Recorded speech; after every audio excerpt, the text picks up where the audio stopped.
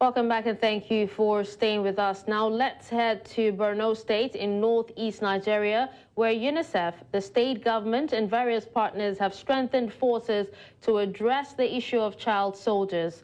Now this was during an event to commemorate the 2024 International Day Against the Use of Child Soldiers, also known as Red Hand Day in Maiduguri, the Borno State capital. News Central's Umaru Kirawa completes the report. Like most places experiencing conflicts across the globe, Nigeria is battling with addressing the use of children by armed groups. This prevailing issue of concern is what stakeholders are discussing here, with a view to nip the problem in the bud through proactive measures. To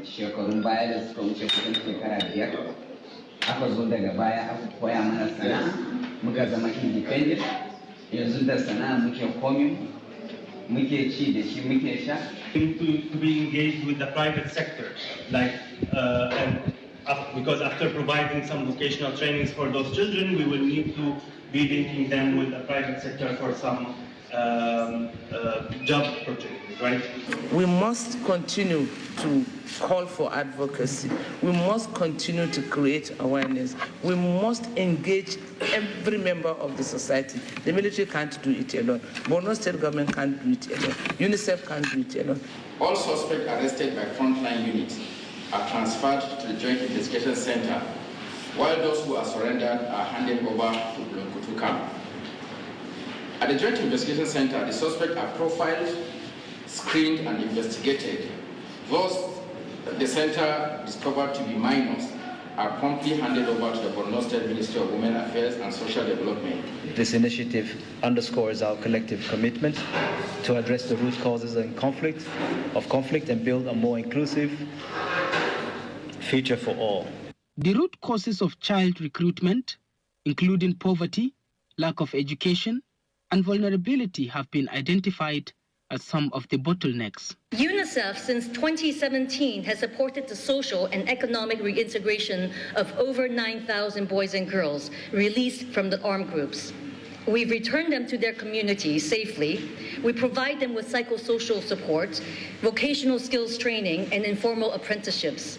Strengthen efforts in protecting children from recruitment, providing necessary services for their emotional healing, and ensuring their integration back into the society is also regarded as a key component of maintaining peace. This holistic approach aims to break the cycle of violence and provide a safe environment for children. In Maiduguri for News Central, Umaru Kirawa. Now to discuss this further, I'm joined by UNICEF Chief of Borno Field Office, Fong T. Ngoyeng. Hello, Fong. Thank you so much for joining me on the news. Hello, good evening. Thank you for having me. All right, so can you tell us more about the initiatives that have contributed to the successful reintegration of over 2,000 children associated with armed groups in Nigeria by the UNICEF? Absolutely. And I'd like to say that the day of 12th February is a day where we commemorate the prevention and use of child soldiers in armed conflicts. And so we commemorate this day because we want to make sure that children are prevented from being recruited and to be used by armed groups in any conflict.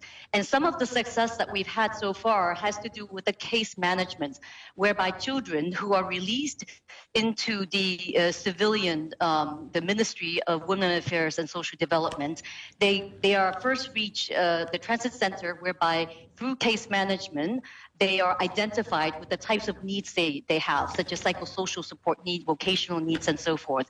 They go through health screening, and they are provided with the services. So all of this is the start of the case management. The next step is really about family tracing, to find out where these children are from, where are their communities and homes of origins, and then through the course of this, while they're getting their health screening, their basic literacy and numeracy skills, the psychosocial support and mental health, then when the time that they return and release to go back to their communities, they would have already started with education and they can seamlessly be integrated back into the basic education system within their communities. So these are some of the success of our reintegration support to the government. All right, Fong, now over time, how has the partnership between the UNICEF, the Borno State government and other partners been strengthened to tackle the use of children in armed conflict or even as child soldiers? Yes. So UNICEF has been working very closely with the government of Borno and the government of Nigeria at large on a number of issues, including really advocating for the legal framework to prevent the use of child soldiers in conflict.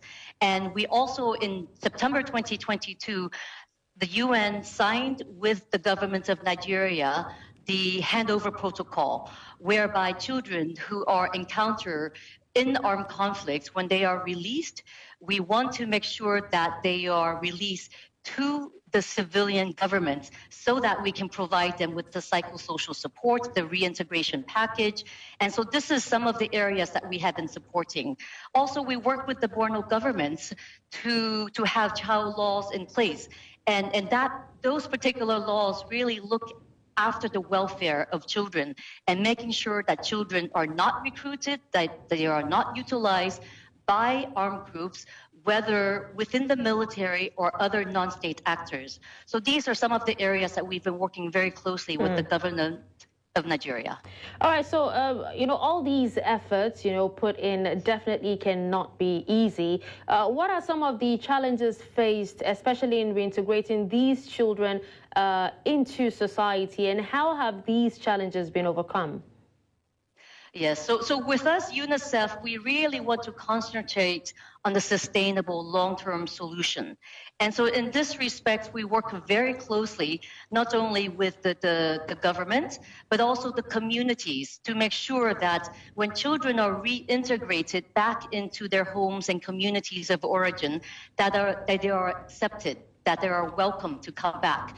That they are provided with the necessary psychosocial support within the community as well, and to make sure that they are accepted and that the community welcome them as children with the rights of any other child to have education, to have psychosocial support, protection, shelter, food, health, water sanitation. So we really work closely with social workers of the government, as well as religious and community leaders, to make sure that these children are welcome with open arms, accepted, loved, and to be provided with the basic services that they all need.